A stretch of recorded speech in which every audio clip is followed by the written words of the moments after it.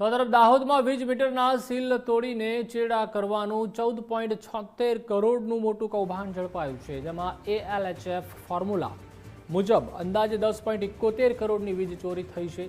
Smart meter બદલવામાં અનિયમિતતા અને 38 મીટરોમાં ચેડા થયા છે।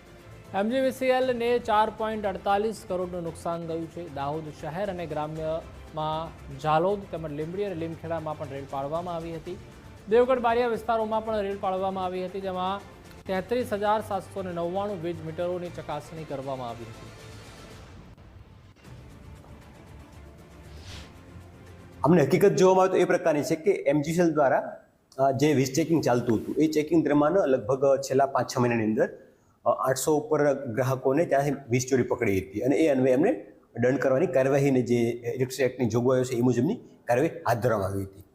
આ દરમિયાન એવું જણાયું હતું કે જે વીજ ચોરી થઈ છે એમના જે મીટરો કબજે કરીને લેબમાં મોકલ્યા તો ટેસ્ટિંગમાં જણાયું એવું કે ભાઈ એમાં એક રજિસ્ટર એડ કરી અને વીજ પ્રવાહ છે ઓછો ફ્લો થાય અને લાઇટ બિલ ઓછું આવે એ પ્રકારની છેડછાડ થઈ હતી। અને આ તમામ પ્રકારના જે કામગીરી હતી એ એક જ પ્રકારની મોડસ ઓપરેન્ડી ધરાવતી હોય એ પ્રકારનું જણાવ્યું હતું।